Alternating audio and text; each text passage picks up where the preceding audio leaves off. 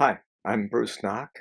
Thanks for taking the time to watch this introduction to what we have to say about hoof care, modern hoof care that's based on biomedical science, principles of structural design, and objective observations. I call it hoof care for the 21st century. For those of you who aren't familiar with Liberated Horsemanship, we're a professional teaching corporation. We have 26 faculty members and field instructors in 12 states and 7 countries. People from more than 20 countries have participated in our hoof care training programs. And in 2023, we did workshops at the AZA Mid-Year Conference and at the AAZK Annual Conference. We teach a whole animal approach to hoof care that is entirely compatible with the efforts of modern zoos to provide their animals with a natural environment that enriches their lives and encourages them toward natural movement and behavior. Our hope is that this video gives you an idea about the quality and depth of our hoof care training program. First, I'm going to give you an overview of our thoughts about hoof care and its importance to the health and well-being of animals. Then Corso will describe important external characteristics of a healthy hoof.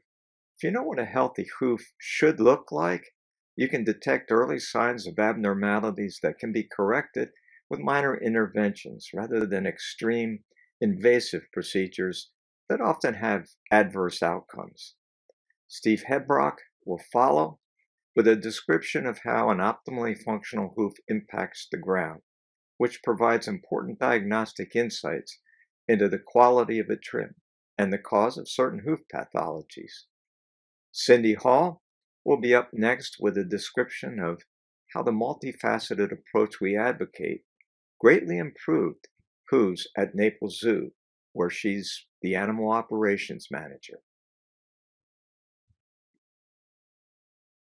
You know, people have been trying to maintain and improve the health and integrity of the hooves of horses for hundreds of years. A lot was learned over all those years. Most of it was about how to prepare and apply shoes. Information that, well, frankly, isn't in any way relevant to the hoof stock in zoos. Many horse people now recognize that horseshoes were originally designed to counteract and continue to be used to cover up the poor hoof quality that results from suboptimal living conditions. It isn't an image zoos should be conveying to visitors. But information that is relevant to the hoof stock in zoos has exploded over the last couple of decades with the emergence of natural hoof care. And the fundamental principles and concepts that have emerged will produce strong, healthy, barefoot hooves in zoos as well as in stables. So what is natural hoof care? Bona fide natural hoof care, not some superficial imitation. Well, let's start with the obvious.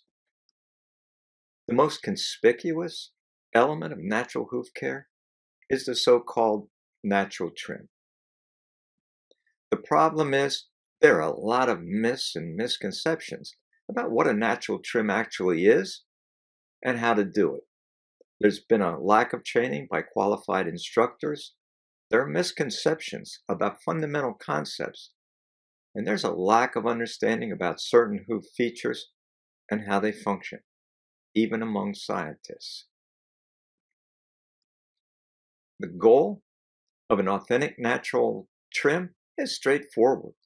It's to encourage the hoof to grow toward the form that develops naturally in places where the animal was designed to live, doing what it was designed to do. Under those aboriginal conditions, wear and growth balance to maintain a form that supports optimal hoof function and proper alignment of internal and external structures. But let me be perfectly clear. I'm not suggesting that a hoof should be trimmed into some preconceived shape. just carving it up so it looks a certain way. That's really not it. A natural trim is about applying certain rational principles to encourage the hoof to grow toward the aboriginal form. And importantly, the guiding principles to accomplish that apply to all ungulates, not just horses. In essence, an authentic natural trim mimics, substitutes for, the wear a hoof would be getting under aboriginal conditions, conditions that provide sufficient wear to offset growth and maintain a strong compact form with internal and external structures properly aligned. Now that sounds easy, right?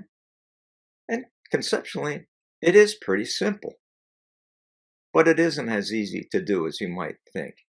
It requires an in-depth knowledge of the relationship among hoof components and how to recognize and achieve medial-lateral and anterior-posterior balance. And it's as important to know what not to do as it is to know what to do. A natural trim will help hooves that are pathological due to the lack of trimming or improper trimming. But it's important to understand that it's not a magic bullet. An authentic natural trim will produce strong, healthy hooves. There is no question about that. Assuming management practices and the animal's environment and welfare are reasonable. If they aren't, nothing, let me repeat that, nothing that is done to the hoof itself is going to prevent the development of hoof problems or fix them. That's why authentic natural hoof care embraces a multifaceted approach. Call it a whole animal approach. And that brings us to the other elements of natural hoof care, which are at least as important as the trim. I'll collectively call them life factors. By that, I mean all of the forces that can affect an animal's physical and mental well-being. Hoof health and shape are significantly influenced by such factors. In fact, deficiencies in life factors can undermine the efforts of even the most highly skilled trimmer. It's imperative that hoof care providers understand this basic, indisputable fact, and importantly, know that problems caused by such factors can't be prevented or fixed by trimming. They can't be fixed by putting shoes or other devices on the hoof either. It doesn't work with horses, and eventually, the zoo community will discover that it doesn't work with zoo ungulates either. Such devices and also extreme invasive procedures interfere with hoof biomechanics and function, and consequently can actually make hoof problems worse. The use of such devices indicates a lack of knowledge about barefoot hoof care and how to deal with hoof pathologies. Frankly, I cringe at some of the things I see done to the hooves of ungulates, and that are applauded as advanced treatment protocols. Instead of applying some crude, archaic device, the root cause of the problem, the life factor deficiency, has to be identified and corrected. Then, a proper trim can facilitate healing.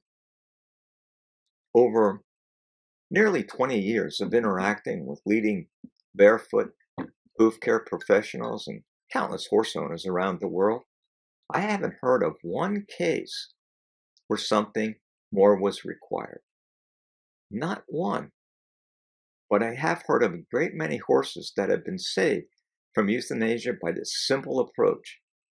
Identify and correct the life factor deficiency and properly trim the hoof. Anything else is going to make the situation worse in the long run. So let's talk about factors in an animal's life that can be detrimental to hoof health. Negative life factors. They include anything and everything that jeopardizes an animal's physical and mental well-being. Physiologically, the negative impact of many life factors is mediated by the activation of the stress response. Stress puts the body into emergency mode, metabolic overdrive. The physiological processes that are triggered by stress are designed for a threatening situation, a physical threat. Efficiency, growth, and repair are put on hold to keep as many resources as possible available for dealing with the emergency.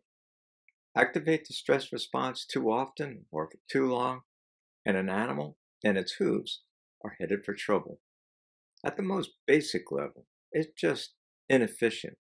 Every time the stress response is turned on, the animal's physiology goes into emergency mode, and it's costly.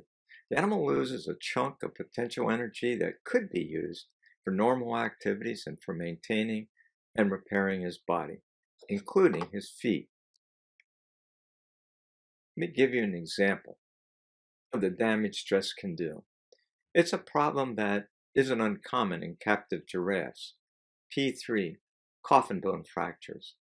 One study reported that 8 of the 22 giraffes in the study had P3 fractures and extensive other foot bone pathologies.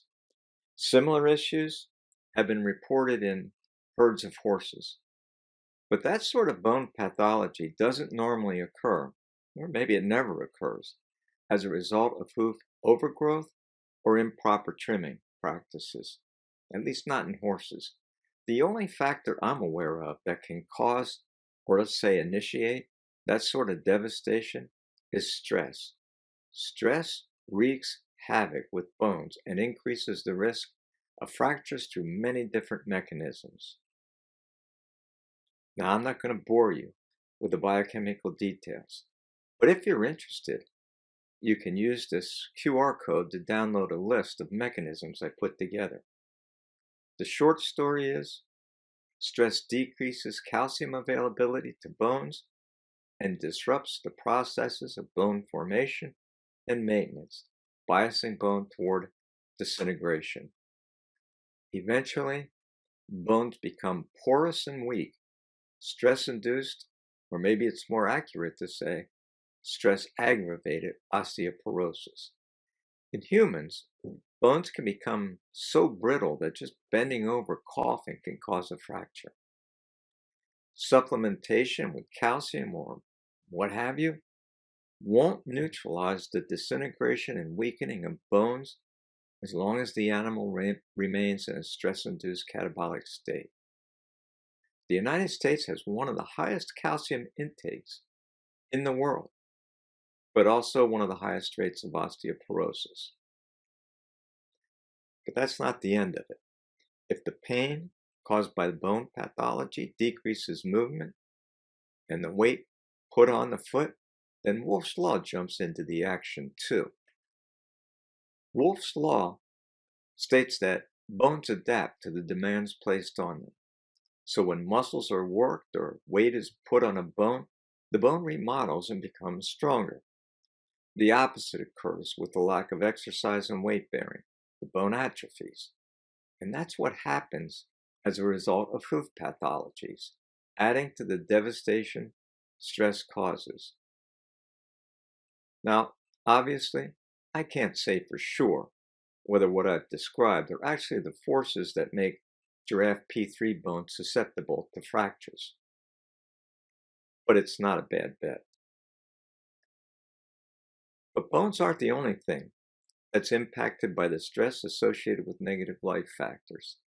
High levels of the stress hormone cortisol also turn the process of keratinization off, a process that is crucial for the hoof wall to grow into a strong, durable structure. Hoof wall grows down from the coronary band where hoof epidermal cells produce daughter cells called keratinocytes or keratin-producing cells, which mature and keratinize, form keratin filaments inside them. It's what makes the hoof wall hard and thick. But when the stress response is activated, the process of keratinization gets turned off. The hoof wall stops growing as it should. You see, The body is very prudent when the stress response is activated. It doesn't waste resources on long-term projects like growing hoof wall. Stress also promotes the storage of excess nutrients as fat and shifts fat storage toward visceral fat, the life-threatening fat that isn't outwardly visible but leads to all sorts of diseases and disorders like metabolic syndrome and hoof pathologies like laminitis. And that's not nearly the end of the ways the stress from suboptimal life factors can negatively affect hoof health. But there are also other important mechanisms. Diet, for example, can have a powerful effect on hoof health and the risk of hoof pathologies. But recent studies of the gut microbiome called the validity of the old formula of matching calories in and calories out into question. Energy balance clearly is much more complex than we once thought. The gut microbiome has a significant impact on nutrient extraction from food and the risk of insulin resistance, which can cause all sorts of problems, including laminitis. So, things that affect the composition of the gut microbiome are also life factors that can impact hoof health. Some life factors can even impact subsequent generations. For example, I've been suggesting for a decade that reported differences between the hooves of wild and captive foals might be due to epigenetic differences. The possibility that the terrain a mare lives and travels on can affect the development of a fetus's hooves through modifications to the epigenome is not at all inconceivable. And some effects of life factors are now known to be inherited through many subsequent generations, which should be of considerable concern to zoos with breeding programs. Here's the rub. The relationship between hoof body and mind are reciprocal and inseparable. Factors that affect one either directly or indirectly affect the others. That means when a life factor negatively impacts hoof health, the resulting hoof discomfort then negatively affects the animal's overall health and well-being. That, in turn, then feeds back and exacerbates the foot problem. It's a closed positive feedback loop. My diagram doesn't show it very well, but both overall and hoof health just keep getting worse, feeding off of one another. And the circle has to be broken by correcting the life factor problem. It can't be broken by trimming. And if you wait until a hoof problem is evident to take action, we've waited too long. This closed loop is already in fast-forward mode. By the time a hoof problem becomes evident, it has already and continues to have a negative impact on the animal's well-being. The truth is, a hoof pathology, or the discomfort caused by poor trimming practices, can even affect how long an animal lives. Now, maybe you're thinking, that's an exaggeration. So I'll give you an example of how it can happen. Our cells and those of animals constantly wearing out and getting damaged. To maintain the health and integrity of tissues, damaged and dying cells have to be replaced as fast as they're lost. That's the job of cell division. The problem is, cells can't divide forever. There's a limit of 50 to 75 times. That limit is set by the length of telomeres. Telomeres protect the end of the chromosome from deterioration during cell replication. Telomeres play a critical role in determining the number of times a cell can divide and therefore how long a cell line remains viable. Each time a cell divides, a portion of the telomere, the green stuff in the image, is lost. After 50 to 75 divisions, so much of the telomere has been lost that the aged cell stops dividing. Short telomeres and cellular senescence are associated with many of the diseases and disorders of aging, like those listed here, some of which, by the way, are significant risk factors for hoof pathologies. Here's the kicker. One of the most interesting new directions of stress research is taking the effects of stress down to a nuts and bolts level of how cells work, how genes work, that half a dozen years ago nobody could have imagined. The once unimaginable genetic structures called telomeres, which protect the ends of our chromosomes from fraying. As we age, our telomeres shorten. What's interesting is stress, by way of stress hormones, can accelerate the shortening of telomeres. That was my old friend, Rob Sapolsky. In any event, as an ever larger percentage of the body's cells are unable to replicate, maintenance and repair of the body becomes compromised. Telomere shortening is likely to account for most of the decline in efficiency and increase in vulnerability that go along with aging. And stress, say from the pain and discomfort of hoof problems, can accelerate the whole deal and shorten an animal's life. Now you might be thinking that I'm probably making a mountain out of a molehill, but in one study, telomere length in women who were chronically stressed shortened 6 times faster than normal. So hoof pathologies should not be thought of as just a problem for the hard material at the bottom of a leg. Hoof pathologies and abnormalities can impact every aspect of an animal's well-being, and you can only fix the problem by proper trimming if it was caused by improper trimming practices. But if it was caused by a problem in life factors, then nothing that is done to the hoof itself is going to fix it. So when you look at hoof care from a holistic point of view and understand that the relationships of hoof, body, and mind are reciprocal and inseparable, it becomes obvious that hoof care should be an ongoing part of preventative care. It should be proactive, not reactive. In my opinion, zoos should have at least one full-time dedicated hoof care professional on staff.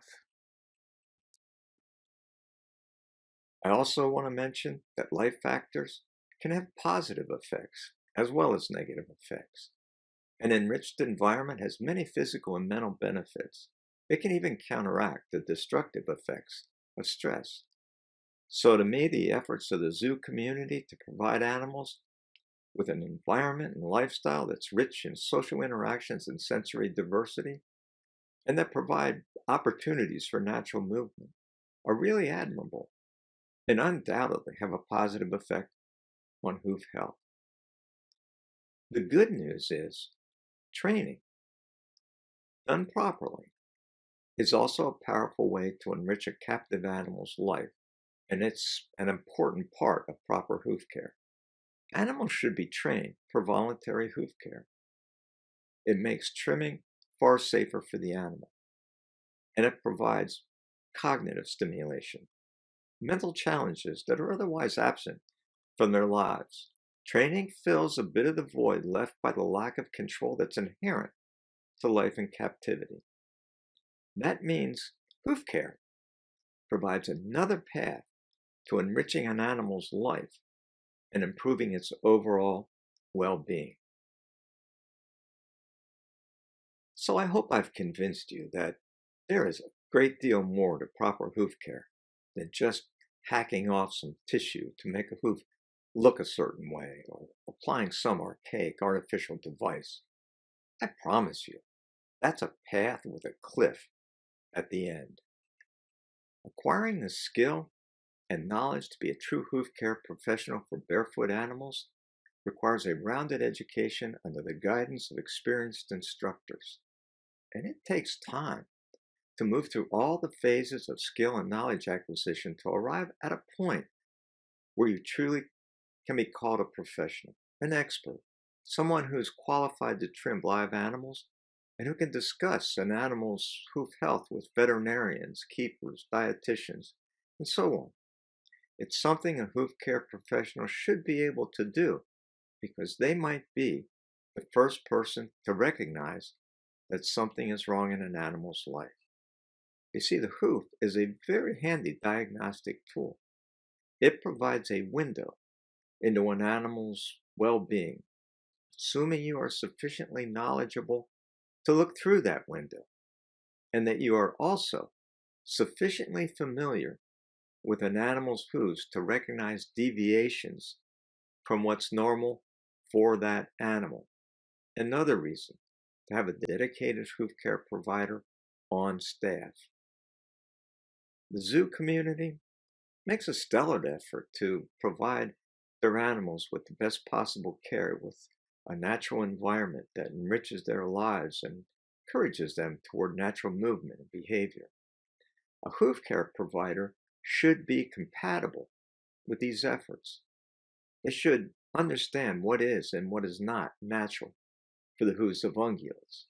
And of course, they should be trained and certified through a reputable barefoot hoof care program, not someone who's been trained to shape metal and apply shoes with minimal, if any, education about the principles of barefoot hoof care and the natural forces that impact hoof health.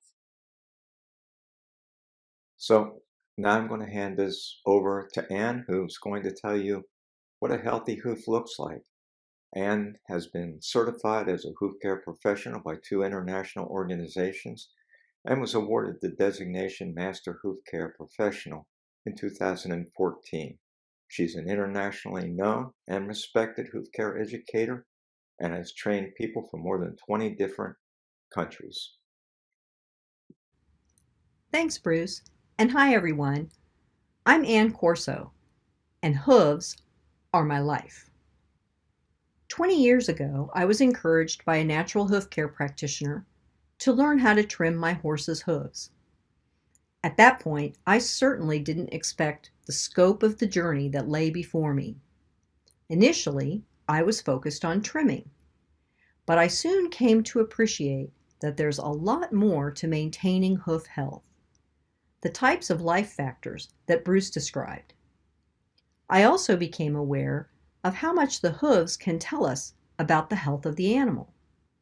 But that starts with an understanding of what healthy, optimally shaped hooves look like. In my portion of this presentation, I'm going to tell you about the characteristics of optimal hoof form. I hope you find this to be practical information that you can use to evaluate the hooves of the animals in your care. Early detection of changes or distortions provides an opportunity to identify and to address underlying causes. Addressing issues early improves the chances of a favorable outcome. Now, I may be a little unusual in that I love seeing healthy, optimally shaped hooves. I've discovered it's an appreciation, or maybe I should say an obsession, that most people don't share. For most people, hooves that look like these go unnoticed. They don't draw attention because they just look right. But when a hoof looks like this, with blemishes like cracks and chips and distortions like flaring and signs of imbalance, they get a lot of attention. The further a hoof departs from optimal form, it seems the more attention it gets. Unfortunately, the more extreme the distortions, the more challenging the recovery. You see, as Bruce explained, many factors influence hoof health. But if you're not familiar with what a healthy, optimally shaped hoof looks like, it's difficult to notice when things are going wrong and to intervene before they get worse. The wonderful thing is, you don't have to learn specifics for each species. There are common characteristics that are shared across ungulate species. I'll start with some features that are easily observed, like the hoof wall. A smooth hoof wall from the hairline at the top of the hoof to the ground lets you know that the animal has not experienced stressful events significant enough to affect hoof wall production. You see, the hoof records stressful events or periods of stress. Remember what Bruce said about high levels of cortisol turning off keratinization? I'll show you what that looks like. The picture on the left is a hoof with a single stress ring, about halfway down. This indicates a single event of stress, sufficient enough to turn the process of keratinization off. In this case, I happen to know that the event was birth. The picture on the right shows a hoof with evidence of recurring periods of stress. In this case, I don't know what events contributed, but with reasonably good records, like those maintained by zoos, it might be possible to figure out the contributing events. Information like this can be useful when making animal management decisions for the future. Chronic stress, such as ongoing social stresses, boredom, or discomfort, keeps cortisol levels high, and the whole hoof wall becomes thin and weak. The stress rings are not as defined because the whole wall is thin. Another characteristic of the healthy hoof wall is straight line growth from the top of the hoof to the ground. This is evidence that the hoof wall is tightly secured to the bone inside and that hoof growth and wear are in balance. Hoof wall distortions, referred to as divergent angles, can occur in the hoof wall for a variety of reasons. I'll show you what that looks like. There is a change in the angle of the hoof wall about halfway down the toe wall. This arrow shows the angle of the newer hoof growth. The second arrow shows the divergent angle. You can also see some prominent stress rings near the top of the hoof. Front to back, or anterior-posterior balance, means that the landing surface at the bottom of the hoof is properly aligned with the internal structures of the foot and the lower leg. It's important for biomechanically efficient movement. An indicator of this alignment is that the angle of the hoof wall at the heels is similar to the angle of the hoof wall at the front of the hoof. This form supports a flat landing, which Steve will be discussing in his presentation. When looking at the hoof from the front, there are indicators that the hoof is in side-to-side or medial-lateral balance. The hairline, where the hair meets the hoof wall at the top of the hoof, is parallel to the ground. The outer side walls widen out at the bottom at slopes similar to one another. This symmetry is a sign that landing and loading is balanced or flat from side to side. When viewed from the back, a hoof in side-to-side or medial-lateral balance will have a hairline across the top of the heel bulbs that is parallel to the ground, just like at the front of the foot.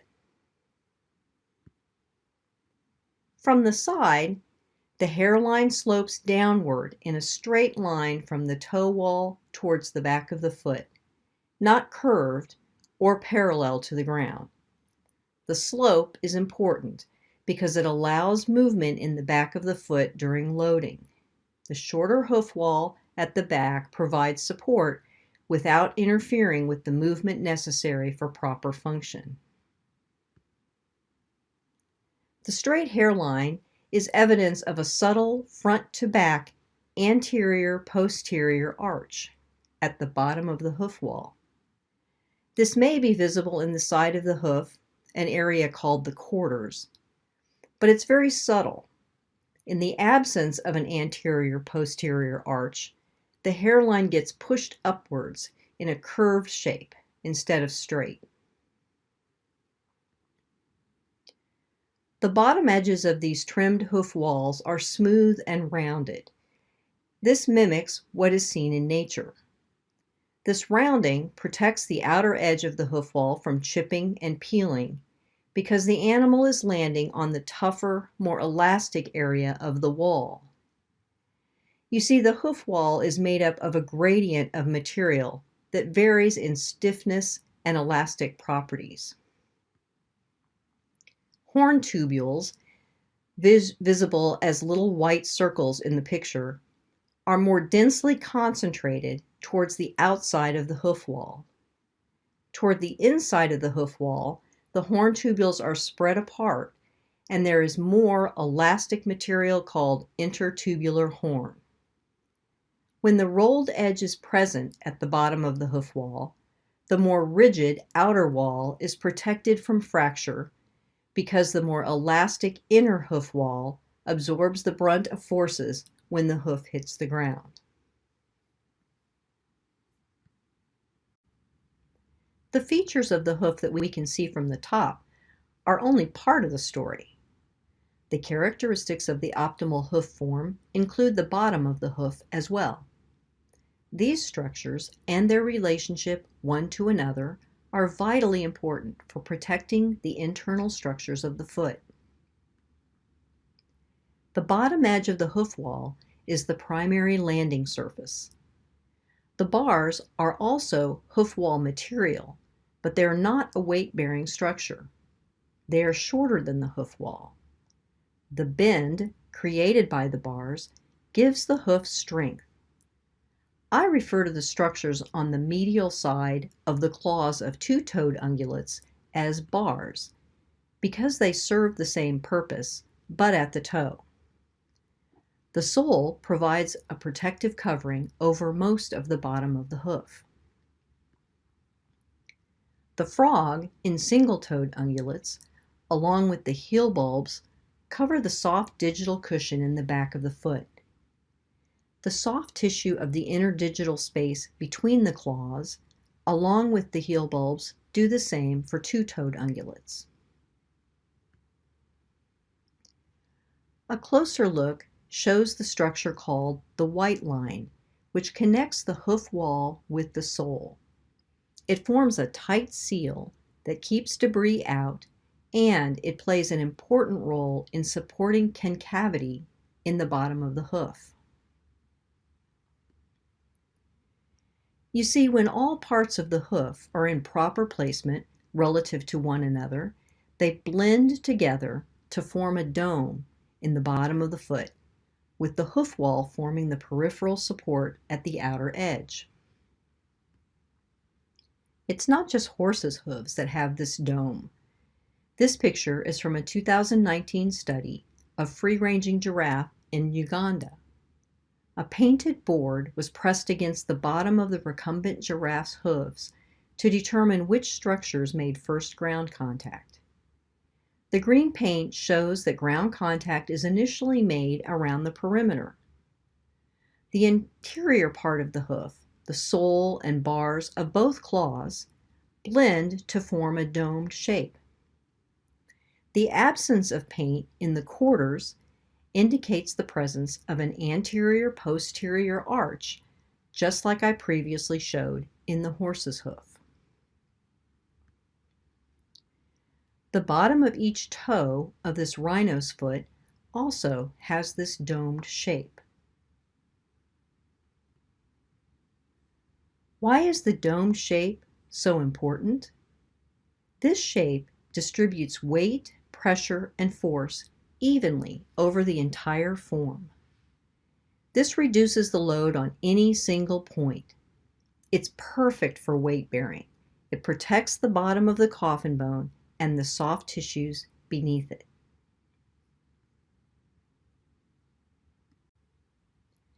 We've looked at the hoof from the top and the bottom, and now we're going to take just a quick peek at the inside. I'm including this because even a basic understanding of what's going on inside the hoof increases the appreciation of optimal hoof form and how it contributes to proper function. The concavity prevents the soft tissues beneath the coffin bone from being crushed between the bone and the sole with each step. If you think about it, it's actually the space created by the domed shape that protects the coffin bone and the delicate tissues. In this picture, the coffin bone is overlaid over the bottom of a foot to illustrate how much of the foot is actually soft tissue. The coffin bone is positioned at the front of the foot, and everything behind it is soft tissue. The structures are the same for two-toed ungulates. They're just split between two claws. The relationship between the bones and the hoof is dynamic. When weight is loaded onto the leg, the pastern bones rotate back and down at the coffin joint. The short pastern bone displaces the digital cushion at the back of the hoof as it rotates. When the weight is removed, the pastern bones lift. The soft digital cushion in the back of the hoof helps to support the movement in the joint and the alignment of the bones during loading. I have a short video of what this looks like inside the hoof.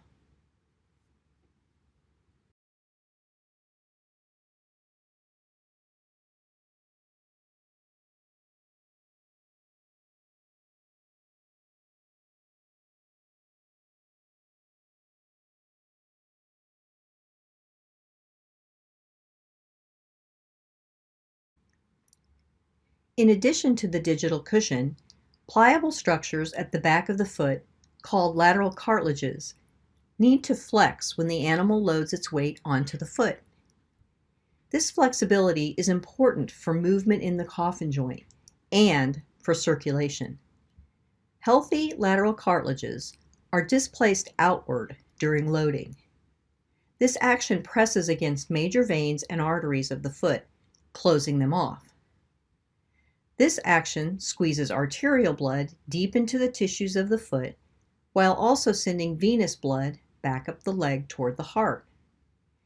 This is one of the often overlooked complexities of hoof function, and another reason why optimal hoof alignment and form are so important.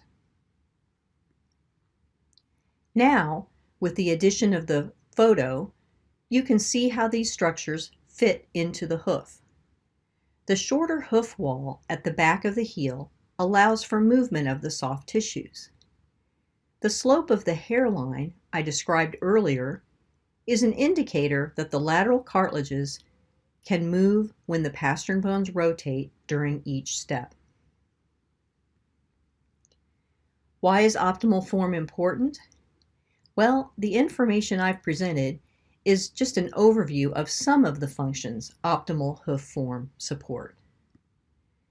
Functions like protecting sensitive structures of the foot. The domed bottom of the hoof protects internal structures from concussive forces during landing and from being crushed when weight is loaded onto the foot. Tight connections like the white line seal out debris. Optimal form supports biomechanically efficient movement. It supports balanced or flat landings, which are important for minimizing vibration that damages nerves, blood vessels, and contributes to arthritic changes over time. When properly aligned, the cushioning in the back of the foot helps to stabilize the short pastern bone during the loading phase. And proper loading also contributes to good circulation in the foot and lower leg. Animals can maintain optimal hoof form only when the rate of growth and the rate of wear are in balance. When hooves don't receive enough wear to balance growth, routine trimming can become a substitute for wear. But there's a caveat. The characteristics I've presented today are the ideal. The closer the hoof resembles the optimal hoof form, the better it can function. But I don't want to suggest that a hoof can simply be carved into optimal hoof form. Factors like conformation, posture, and movement will influence the shape of the hoof and how it wears. And, of course, life factors affect the health of the hoof. Understanding how trimming can encourage growth towards optimal hoof form is essential. Regular preventive hoof care is the key. It's important, even if initially it's limited to regular inspection by someone knowledgeable in proper hoof form. That is, until the animal is trained for voluntary participation in trimming when trimming is needed. The earlier changes in hoof form are noticed and addressed, the better the chances of recovery. The hoof care professional may need to work with other staff and specialists to identify underlying causes. Then they can develop appropriate actions to resolve the issues. Cindy Hall will describe what this process looks like later in the presentation. I hope you find the information I've presented useful. I also hope that I've encouraged an appreciation for some of the ways optimal hoof form contributes to proper hoof function. We're providing you with some snippets of the types of material that we cover in our upcoming clinics. If you'd like to learn more, we invite you to join us at the award-winning White Stallion Ranch in Tucson, Arizona. You can find details at our website, liberatedhorsemanship.com. Now, I'll turn the presentation over to my friend and colleague, Steve Hebrock. Steve is a Master Hoof Care Professional who's taught hoof care at The Ohio State University and is a clinician and instructor for Liberated Horsemanship. He has presented at numerous conferences, written articles, and maintains a blog called Enlightened Equine. Steve is going to tell you about the importance of proper landings for the long-term soundness of the ungulates in your care. Thanks, Ann, for that very nice introduction. Hi, everyone. I'm Steve Hebrock, and I'd like to spend a few minutes with you talking about the importance of how the foot of the animal makes contact with the ground. There are lots and lots of ungulates out there. In fact, the Smithsonian Institution recognizes 257 different species of ungulate, although some of those are now extinct. They vary in how many toes they have and whether or not it's an odd or even number, the proportion of the hard stuff of the foot called the claw to the soft stuff, the pad of the foot, and their top speed, with the horse currently being the record holder at a 55-mile-an-hour top speed and the domestic pig being the low end of that at 11 miles an hour. It doesn't matter. Whether it's a feral ungulate, whether it's an out-of-the-wild animal, whether it's a domestic animal, the feet approach the ground in the same manner. The structures are the same. They approach the ground in the same manner. And with regard to the forces that are working on the foot, they vary only in the frequency and force with which the foot contacts the ground, and that is directly related to how fast they're moving and how much they weigh. The direction they're traveling. If they're making a turn or going on a straight line, the forces are a little different. The hardness and abrasiveness of the terrain and its degree of variation, going uphill or downhill, is a little different set of forces than when they're moving on a nice flat surface. Most of our information, practically all of it, comes from the world of the horse, because the horse has been a domestic animal for a long time. It's a very popular animal, and there's much more research on horses than there is on other ungulates. So much of this is going to be related directly to the horse, but is equally applicable to every ungulate. So when we see these animals out there running around, doing their thing, maybe it's a herd of giraffe or zebra running around, running across, very hard terrain, or maybe some softer stuff. or even when we look at the domestic horse under the handling of its owner, moving in a soft round pen. What's going on there? What's at work when it comes to the bottom of those feet? Well, the characteristics of their landings, or how they come in contact with the ground, first of all, it's very important to understand that the landings aren't a conscious decision on the part of the animal as long as the animal is not in pain or not walking on very unfamiliar territory. If the terrain is very varied and that's not normal for the animal will pick and choose. The animal will also walk with caution if they are in pain. But beyond that, like us, we don't consciously put each foot down with every step. We simply walk along and they come down where they come down. So do these animals. Landings lie somewhere on a continuum between a medial and a lateral landing. In other words, left to right plane, medial and lateral plane, and a toe first and a heel first landing in the front to back direction. And all landings fall somewhere in those two planes and on a continuum. More about that later.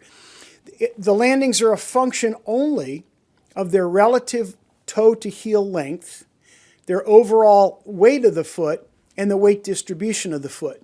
And it's kind of interesting to note, I've been reading a study by a woman in Antwerp, actually, a PhD student, who did a very interesting dissertation, and quite a lot of it is a comparison of the anatomy, limb anatomy between zebra, donkey, and horse. And it's interesting that the most variation is actually in that foot itself. So it does make a difference how the weight is distributed and how much it weighs, the foot itself. More on that later.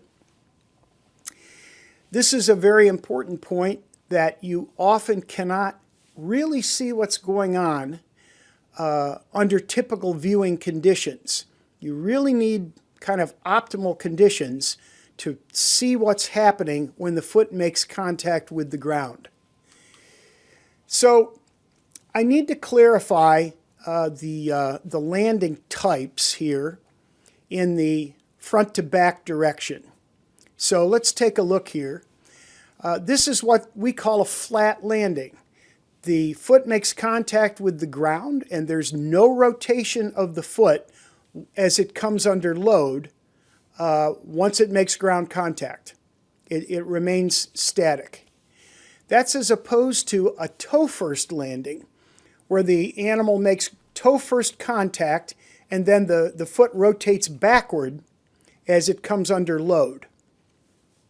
Or the other end of that is the heel-first landing, where the animal makes initial contact at the heel and then the hoof rotates forward as the foot comes under load.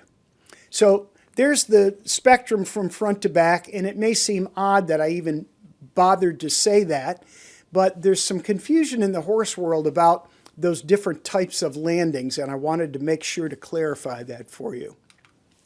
So, with regard to the healthy feral ungulate in its aboriginal environment, and Dr. Nock talked some about the aboriginal environment earlier, all of these animals have optimal hoof function and form. Every one of them is moving properly. Their feet reflect that proper movement in both function and form. And that function and form isn't the consequence so much of genetics as many people are inclined to at first think. Really, they're the consequence only of abrasion and conformation, how that foot comes to the ground, coupled with some dietary and environmental factors in there. Stressors in the environment, etc., do have an influence on hoof health. And the foot, because of their extreme movement, the foot necessarily lands flat on a flat level surface. It wears that way. So this is kind of an important point and something I'm going to go back to quite a bit and soon you'll know the answer to why this is so important for the animal. Well, the difference here all comes down to a matter of vibration. Vibration is really a problem for ungulates because of the way their limbs are constructed and the terrain over which they move. Vibration comes to the horse, as Dr. Deb Bennett, the well-known equine anatomist, says, in two forms. As jerk, which is just what it sounds like. That's what happens to ligaments or tendons when they're very quickly or sharply pulled on.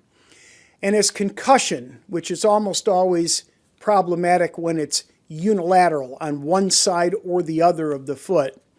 And she also notes that the more massive the animal, the stronger these forces are, these forms of vibration. She goes on to tell us that exostosis begins, that is, laying down of bone, when vibration stimulates the bone building, the osteoblasts. When that happens, you start laying down bone, often in places you don't want there to be bone. And Dr. Rooney, who was the veterinarian in the pathology lab at the University of Kentucky for a long time, notes that whenever you have any tearing, any damage in or on cartilage, part of the healing process is an infiltration of that cartilage with capillaries. And when you have capillaries growing in or on cartilage, they induce the conversion of cartilage to bone, ossification. Deb Bennett says the dirty little secret of all connective tissue cells is that they really want to become bone. And it doesn't take much to talk them into depositing calciapatite in them and turning into bone. It just takes some stimulation. And that stimulation can happen with some different kinds of chemicals. It can happen with electricity. It happens with vibration, and that's what we're talking about tonight. And here's an example of what happens when you have vibration. In this case, if you look at this x-ray, this is an x-ray of a horse's foot. This is a front-to-back view. So if you look at the left-hand side of the image in front of you, you'll notice that it's got sort of a big hump of bone in there on the coffin bone, the lowest bone in the foot, on the left side, which is not there on the right side. This is called side bone, and it is because unilateral concussion, repeated, long-term, banging down on one side of the foot, has stimulated, that vibration has stimulated the conversion of, in this case, one of the vertical plates of cartilage at the back of the foot, which Ann mentioned, called the collateral cartilages. And this one has begun to convert to bone. And you can see that in the picture here. Things can get much worse, which we'll see in a minute. But the basic scenario is you have connective tissue cells that get jerked on or concussed, and you end up with soft tissue damage to the connective tissue or the joint. And pretty soon you have bony outgrowths, exostoses happening, laying down of bone, conversion of soft tissues to bone. When this happens to joint cartilages, the result is osteoarthritis, which is a very, very common problem in the ungulate world. In humans, sorry about that, in humans, the symptoms of vibration are well known and quite serious. And they cause a syndrome known as HAVS, hand-arm vibration syndrome. And it's not uncommon among people who use vibrating power tools like jackhammers or sawzalls, something where there's a lot of oscillating motion, vibration, back and forth. The symptoms of this condition: destructive joint changes, vascular problems. In fact, many of these sufferers report that their fingers turn white and they have a tingling or loss of sensation in their hands, neural problems, muscular problems. In fact, this whole thing is serious enough in the human world that the International Standards Organization sets limits for exposure to vibration for human beings. Now, I'm a logical guy. If this is considered a serious problem, vibration, for human beings, what must it be doing to our horses, for example, who with every step are suffering from vibration because of bad foot care, imbalanced landings, landing on the outside or inside of the foot, or heel first or toe first? With every step they take, vibration. Seems logical to me that that can cause just as many problems with them as it does with us. So, let's take a look at a limb landing here, and what I want you to notice in this little animation, once the skin comes off this animal, is just look at the joint construction here in the lower limb of the horse. And it's the same in all the ungulates.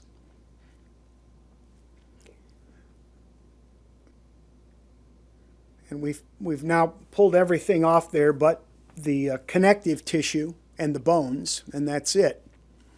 So what I hope you noticed in there is the joint construction there. And we're going to talk about that because of what's called the medial lateral balance, the side-to-side balance of the foot. When you look at those bones and you notice the construction, what should strike you is that by design, they do not articulate, they don't bend in a side-to-side manner like your wrist or your ankle does. They only articulate in a front-to-back direction by design. In fact, you can draw a plane through the centers of those joints, and that plane of motion becomes very important in the hoof care world because it cannot be affected in a positive way by anything you do on the bottom of the foot. Keep in mind that many hoof care providers, by training, deliberately unbalance feet in the medial lateral direction in an effort to straighten the limb. Well, it not only can't work, but that unilateral concussion means that they're setting up those joints to suffer damage. The plane of motion of a limb is determined only by the set of the shoulder and the hip of the animal. So how they stand, however that might be, is only related to how that limb is connected to the body. It has nothing to do with the joints below the shoulder or the hip. In the horse world, this is important because when you pick up a horse's foot, many people have the tendency to try to take that foot any which way. And it hurts the animal. That plane of movement is defined by that hip or shoulder set. And when you try to pull it in a direction outside that plane, the animal can react pretty badly sometimes. In the zoo world, when we're dealing with other kinds of out-of-the-wild ungulates, this becomes important when you're asking an animal to present its foot for observation or examination or work. There are only certain positions that the animal is comfortable in where they place their foot. So we have to be careful not to expect things that they're just not able to do and stay comfortable when we ask them to present their limb. So here's just a little example of a horse, just a quick example. Back end of a horse landing very badly. And you'll see that he comes down on the outside heel of that left hind foot.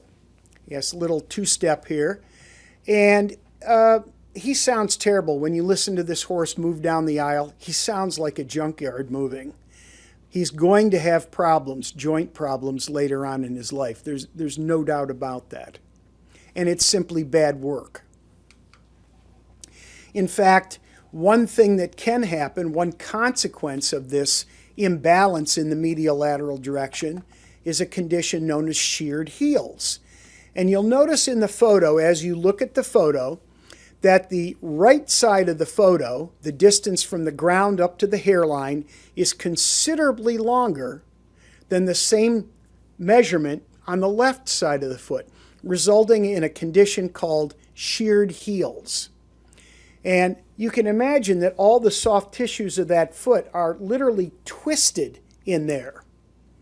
And it causes discomfort to the animal, and sometimes crippling discomfort, depending on how bad it is.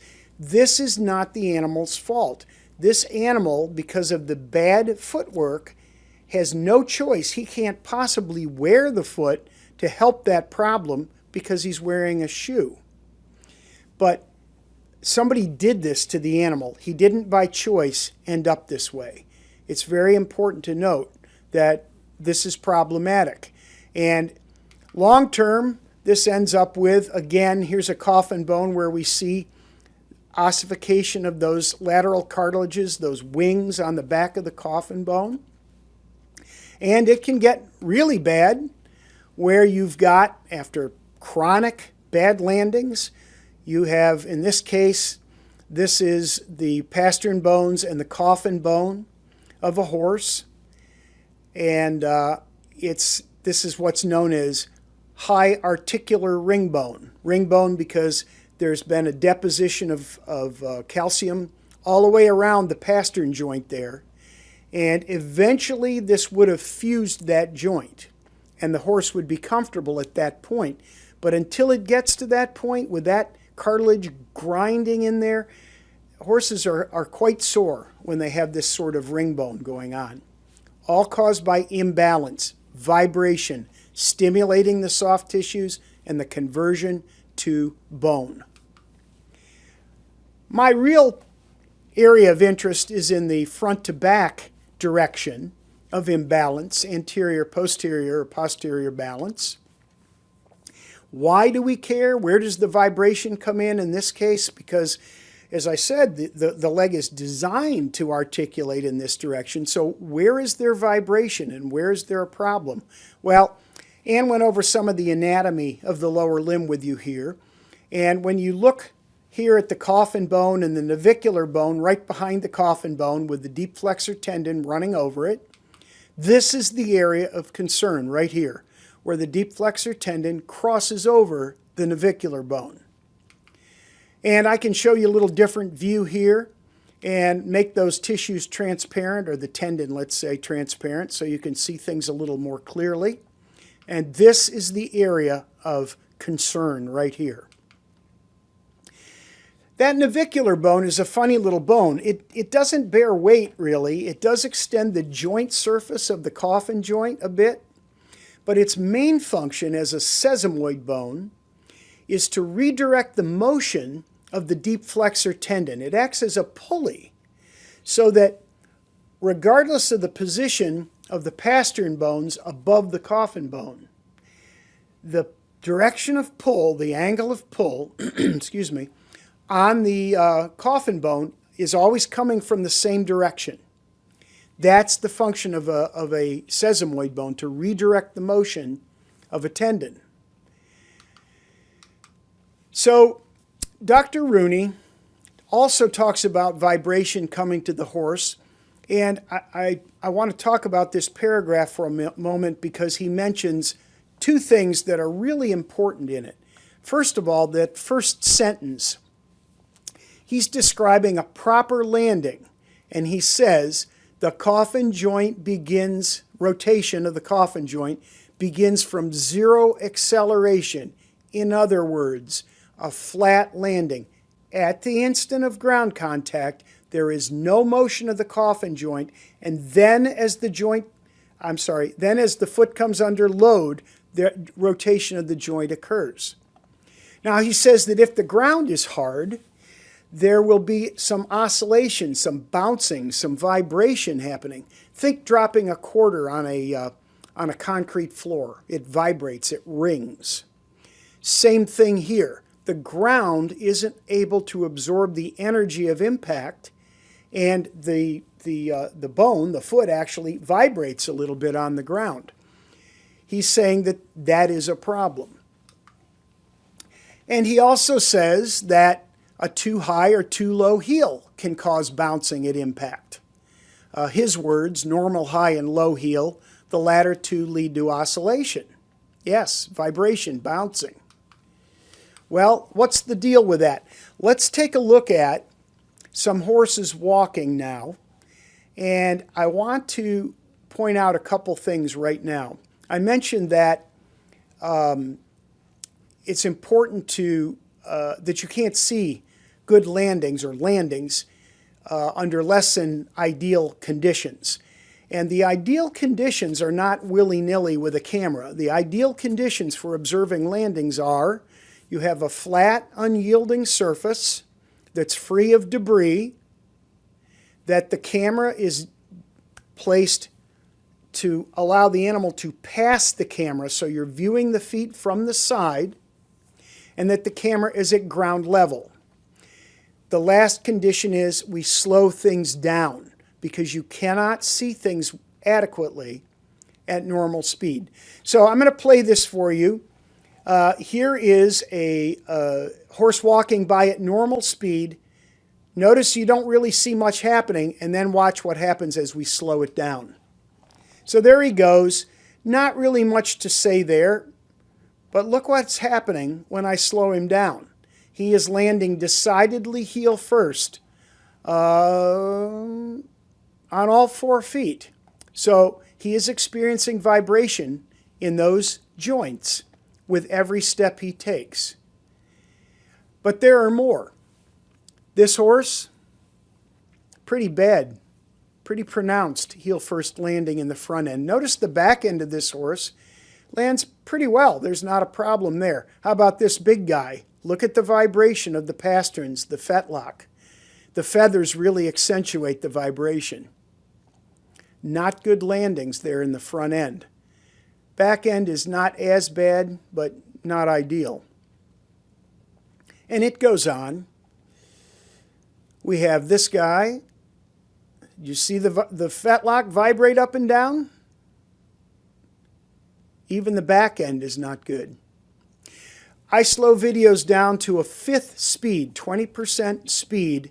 I find that that is the best speed, for me anyway, to observe these landings. Look at the shaking here when his foot lands. Drags his toe, vibration. Remember, it's not good for humans. Why would we think it's good for horses? Or any other ungulate?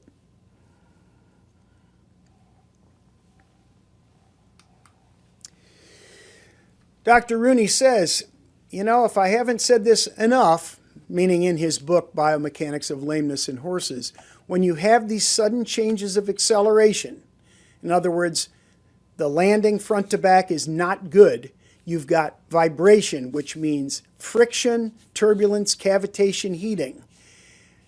The vibration causes tendon degeneration and navicular arthrosis, so you have damage on the back of the navicular bone and mirror image damage to the front surface of the deep flexor tendon where it runs over there.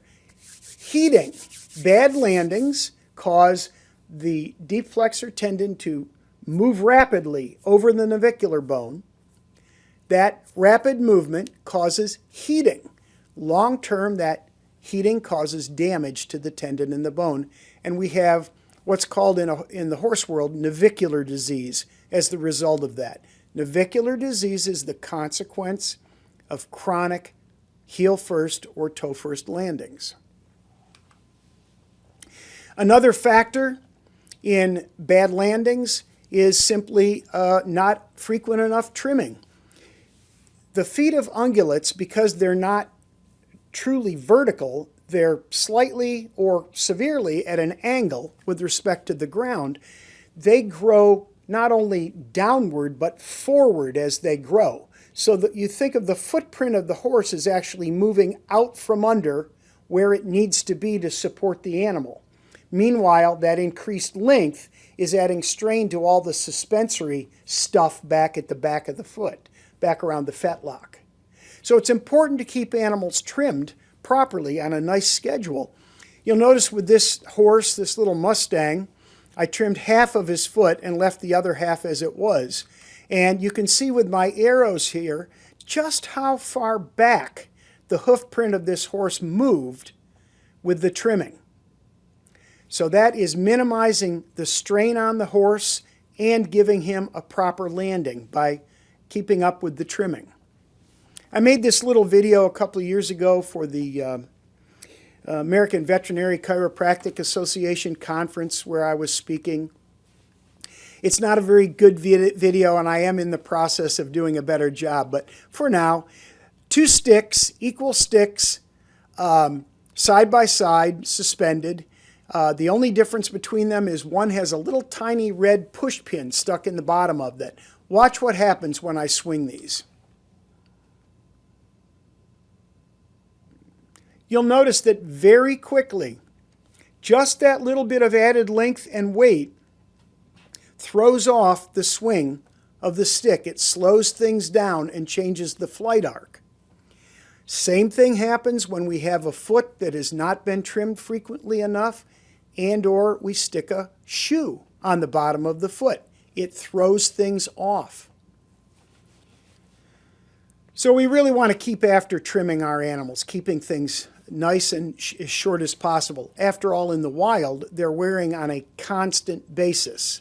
So we should do our best to keep them at a nice, manageable length when they're, out of the wild or domestic animals.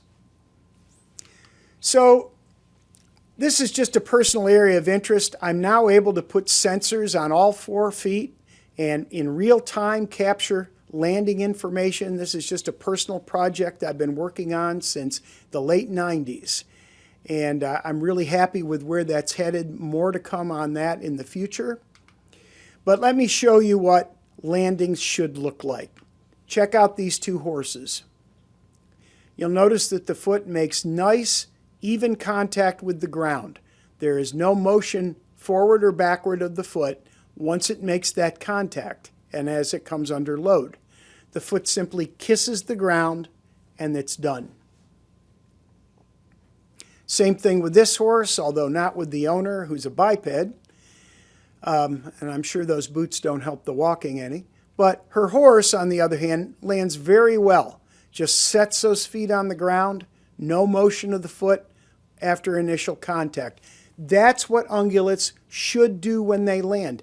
That's what ungulates, feral ungulates, in their aboriginal environments do when they land. We want to do the same thing for out-of-the-wild ungulates. So the take-home points of this little talk, well, first of all, it doesn't matter where the ungulate is. There's only one hoof form that facilitates proper hoof function. And that is the form that you see in the left, which is on the left, which is the aboriginal environment of the horse. Hard terrain, wearing that foot. None of these other hoof forms will accommodate a good landing on hard terrain. In this case, they'll land heel first. If I take the second or third image and put those in the first image as terrain, they're going to land heel first, and it's going to be a problem. But the first one can go in the second and third terrain with no issues at all. They will always land properly. So we can take our ungulate into any kind of terrain, and he or she will land properly. That means there's only one correct approach to trimming a given foot, and that is in a manner that replicates the effects of the forces that are at work on the feet of these feral ungulates in their aboriginal environments. No other approach to trimming will yield the right result. There's only one way to trim a foot. It doesn't involve drawing lines on feet or using gauges or hose clamps or measurements or anything else to determine where and how to trim. We teach trimming and we practice trimming according to the tissue of the foot in front of us, just like a surgeon. So that's the only way that you can ensure that you are trimming the foot of the ungulate properly. And you can never improve on that. If you vary away from what I just described, you will always cause obstacles to good movement and good health. You cannot improve things by moving away from that. I hope you found this interesting. There's my contact information up there. I do write a blog. I haven't been very good about it lately, but I do write a blog about mostly hoof care, and I think you'd find it interesting. Feel free to contact me if you have questions about anything I've said. And I'd really like to see all of you at our clinic. It's a wonderful class.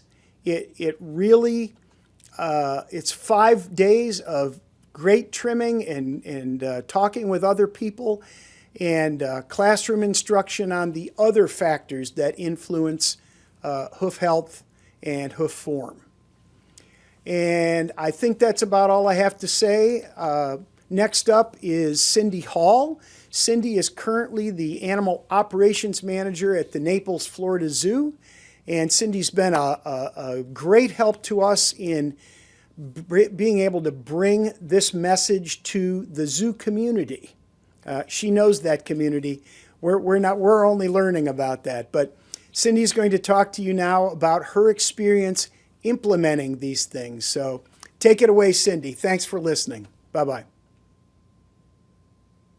Hello, I'm Cindy Hall, Animal Operations Manager at Naples Zoo. Being in the zoological animal care field for nearly 30 years, pursuit of professional hoof care of my own horses led me to the educational resource of Liberated Horsemanship. It was there that my zoo ungulate and equine worlds crossed paths. For decades, I had always felt that there was more to the conditions that seemed to plague ungulates in human care. When posing the why question to the traditional farriers called in to tend to our animals, the answers were always the same. Aggressively trim the foot under an often stressful sedation event, treating or band-aiding the current symptom rather than addressing the cause or origin of the condition. It was always a reactive rather than proactive approach. Fortunately, I never gave up on my search to answer the why and was able to gain that knowledge to include what Dr. Nock has briefly discussed here, to start the process of answering that question, then applying it to the management of these magnificent animals. I would like to share just one story of many from my Zoo Hoof Care world that shows how a multifaceted, proactive rather than reactive approach to hoof care has made a big difference. For most of my 30-year zoo career, we've been chasing pathologies and treating the same symptoms over and over again, with the same end results, rather than looking at the causes of the conditions and making changes to prevent the recurrences. For me, one of the most important examples is a Damara or Burchell zebra named Oasis. She was born in Naples about 20 years ago. Yes, I was actually there then, and I still am. Life for this zebra in human care has been an uphill battle. Yes, with this particular zebra, we were initially reacting to her current hoof concerns, but by collecting information, identifying the life factors that were not ideal for this species, and applying my liberated horsemanship knowledge to make adjustments to how the species was managed, we were creating a proactive rather than reactive approach. We were creating a zoo lifestyle that better aligned with the Aboriginal or natural lifestyle. First, let's consider what life factors were impacting her hoof health. Here are some of the life factors of Oasis the zebra. Her diet. Did her diet replicate the nutrition of a wild zebra? Resource presentation. Were resources, food and water, being presented in a natural way?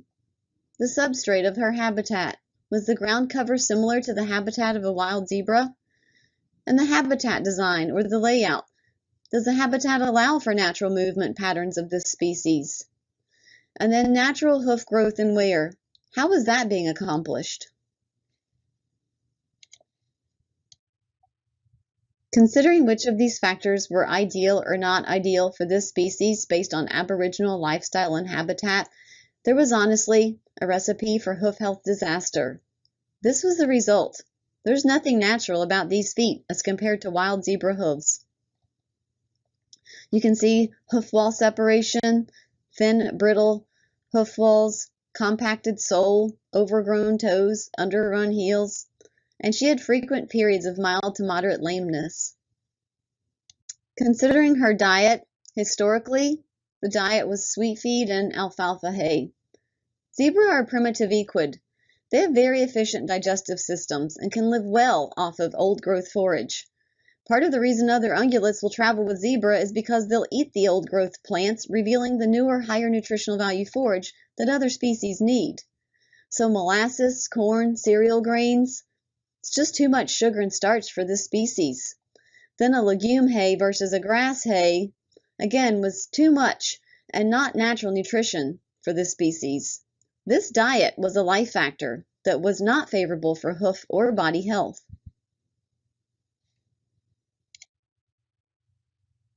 What does this species of zebra eat in the wild? How closely are we replicating that diet? So the current diet is now coastal Bermuda grass hay with a daily ration of a no iron mineral balancer. This is to address the high iron content of the forage and well water.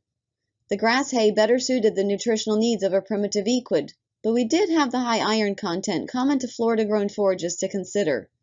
Iron, copper, and zinc imbalance is a concern.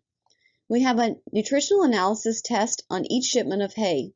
Based on that analysis, supplementation of additional copper and zinc can support a more ideal ratio. Why is it important to balance the iron overload? Well, because high iron contributes to absorption problems of copper and zinc, which are essential to the health of connective tissues, such as hair, skin, keratin, hooves. Resource presentation. Zebras eating in a shelter versus these hay bags you can see in the picture, for example. Multiple locations for hay at or near ground level. Why? Well, social stress for resources can be an undesirable life factor. Having choices for those resources reduces that stress. Ground level? Well, equids can't salivate with their heads elevated, so ground level is a naturally more favorable feeding posture. Hay presented in containers like these small whole hay bags can allow for a more natural, gradual, small bite consumption of those resources. Additionally, spreading around the habitat to facilitate movement while consuming resources will also support gut health by preventing acid buildup and possibly ulcers common to equids in human care that are given limited space for movement and spend long periods of time without forage. Equids should not go more than 4 hours without forage resources to prevent the buildup of strong acids in the digestive system. About 80% of domestic equids in human care have ulcers. Why wouldn't the same apply to wild equids in human care? Enrichment additions. Why is that important? We've briefly heard about the impact on hoof health that the stress response can have from Bruce's presentation. An enriched environment will decrease the stress response and increase hoof health.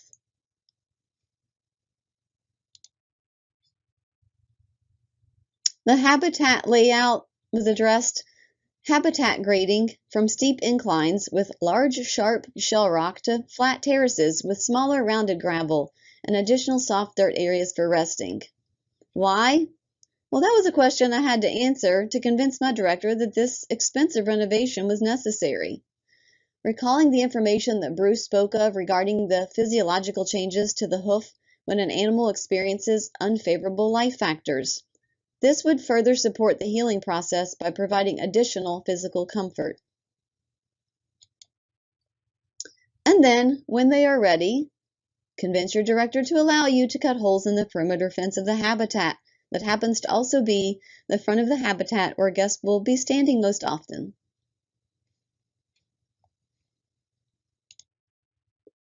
But wait, it was actually a bonus benefit, creating additional opportunities for guest engagement that allows for education about voluntary participation in their own healthcare through training. Animals become less reactive to irregular variables since it's not a controlled environment. And what does that do? Reduces the stress response, which, as you may have heard by now, improves hoof health. Now notice that the actual trimming is the life factor that I've placed last. That's because we cannot trim healthy hoof quality into a hoof. Trimming is meant to only remove the parts that a natural lifestyle and aboriginal habitat would. Even the most skilled hoof care professional cannot trim a foot to have healthy hoof quality. A trim won't make a thin, brittle hoof wall suddenly strong. It won't support proper mineral balance necessary for the development of connective tissues and keratin. It won't reduce the stress response to multiple variables the way an enriched environment will. And it's not going to support natural feeding behaviors. So keep in mind that hooves in the wild grow and wear simultaneously. They don't overgrow, then suddenly wear down or break off. Then why wouldn't we manage hooves in human care more frequently if our goal is to replicate life outside the wild as closely as possible to life in the wild? So short, frequent trim sessions with a certified Zoo Hoof Care Professional more closely replicates natural growth and wear. It is also a more attainable goal, given the tight schedule that zoo professionals have, and more likely to be repeated by both human and animal. My team's more likely to be able to fit in a 10-minute trim session or training session for 4 animals in our busy short-staffed days than a 30-minute session. So support the healing process with voluntary participation of frequent, balanced trimming with a certified Zoo Hoof Care Professional.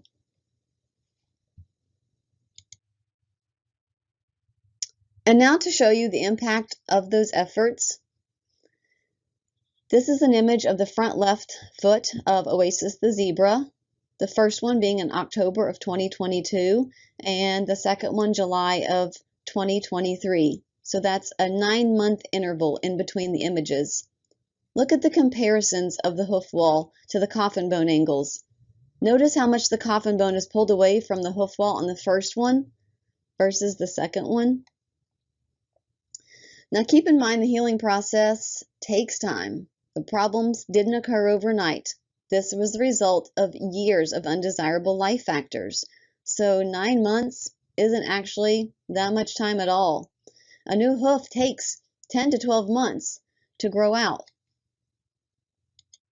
Again, on her front right foot images, the separation of the hoof wall is even visible on the first image. There's evidence on these images of demineralization or bone loss at the tip of the coffin bone. Today, however, there is barely a trace at ground level of that separation. So for now, the life factors and the foot are more balanced. Then versus now. Now the bone loss may or may not be resolved. Remember Wolff's Law, as Bruce mentioned? But what we can do is keep the feet balanced while addressing any possible life factors. When gaining that first set of images, I was a bit distraught, knowing how she must be physically experiencing life as an animal that needs to be mobile to survive. What was I missing? Have I failed this animal despite all my efforts, all thoughts that I had? There were stages of improvement to the way the hoof was growing along the way. The lameness would come and go. She would move around the habitat more often. The previously unhealthy growth would reach ground level and look worse. That would grow out and look better. So actually, no, I had not failed this animal. I just needed to be patient and realize that taking all of these life factors into consideration was making a difference in the long term. It's a marathon, not a sprint race. This is the result of a holistic approach to the animal's well-being, an approach that caught my attention at my first Liberated Horsemanship hoof care clinic that I knew would be a benefit to zoo animal management. So please, don't give up. I'm so glad that we didn't with her. Keep digging for information, collecting data, looking for answers, and getting to the roots of the conditions. These changes will support her comfort and prevent further damage for the rest of her life while supporting healthy hooves for the current and future herds. Your animals will thank you. Now, I have seen a similar story repeated for several species.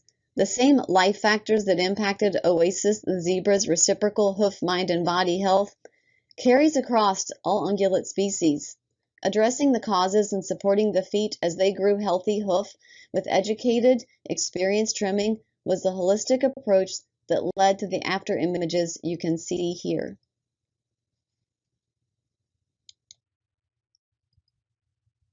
A proactive rather than reactive approach. The time is now. We can make a difference.